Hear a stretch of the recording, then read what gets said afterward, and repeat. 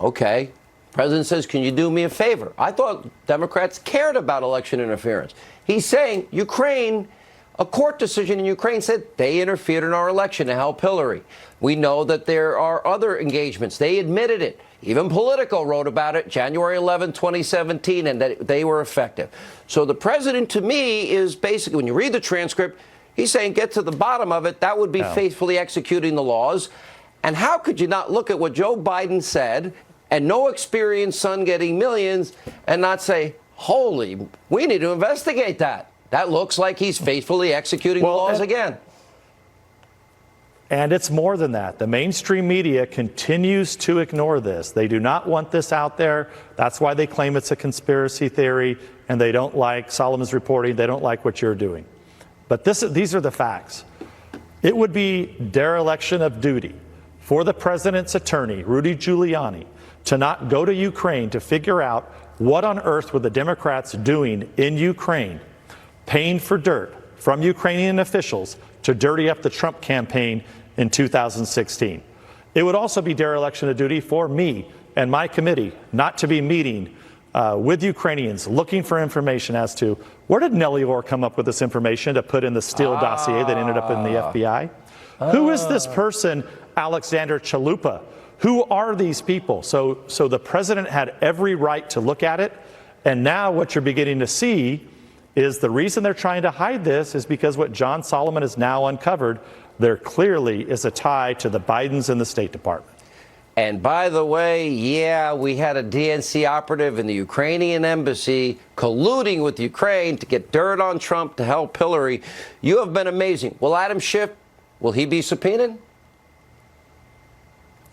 Well, I don't think we can't subpoena. Only Adam Schiff can subpoena Adam Schiff. Oh, I guess that's not But there's a happen. Precedent for this. Darn, I forgot. He's the judge, jury, and executioner. I forgot. But remember, last Congress, they were hell-bent on making sure that former Congressman Dana Rohrabacher testified. I said, look, I don't think this is a very good idea to turn around and have members of Congress come and testify and give depositions. So congratulations, Democrats that were on the House Intelligence Committee that's now become the Impeachment Committee. They have set the precedent for members of Congress to give depositions. And so you heard our minority leader, the Republican leader, Kevin McCarthy, say that Schiff is our first witness. You've had John Ratcliffe, a former U.S. attorney in Congress, say Adam Schiff is our first witness. So, yes, he, in fact, is going to be our first witness that we're going to ask to come and give a deposition. Congressman, you've been doing amazing work. We're getting the Pfizer report, behind that, the Durham report, and we will get to the bottom of this, too. Thank you for all you've done. You have been amazing. Now, before we get to more breaking stories, let me dispel some fake news, about me, that's getting obsessively, compulsively reported on fake news, CNN, and other outlets. According to testimony from the U.S. ambassador to Ukraine under Obama that was a holdover, apparently I'm being accused of making some kind of allegations against the ambassador and that Secretary Pompeo or someone from the State Department called me about it. No, that never happened. That'd be fake news. The ambassador was barely ever mentioned on our show. We went back and looked. I don't know anything about this woman, to be honest. Our name came up a few times on the show. She was an Obama holdover. I did ask one question about a news report. If she was involved in something, it was a question. We do news here.